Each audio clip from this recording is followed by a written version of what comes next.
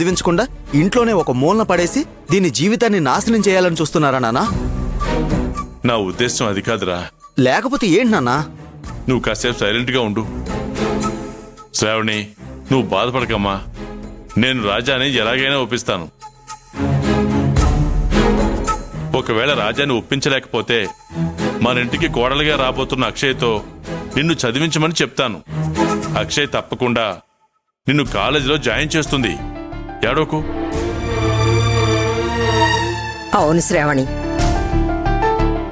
నా వల్ల మీ నాన్న వల్ల కానిది అక్షయ్ వల్ల అవుతుంది.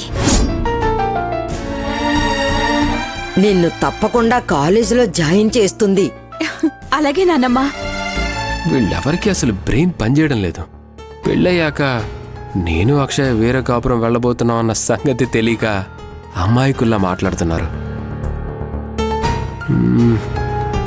మరి ఆ విషయం నాన్నకి తెలుసు కదా.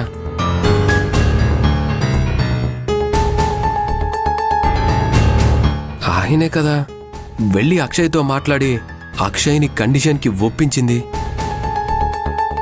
తను కూడా ఒప్పుకుందని నాతో చెప్పారు కదా. మరి ఏ నమ్మకంతో అక్షయ్ వచ్చాక నిన్ను చదివిస్తుందని చెప్తున్నాడు? ఇందులో నాకు తెలియని ప్లాన్ ఏదైనా ఉందా?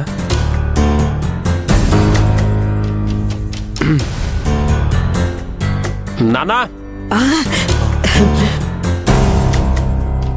ఒకసారి లోపలికి రండి. వినేస్తుంటాడంటావా? రా వెళ్ళు.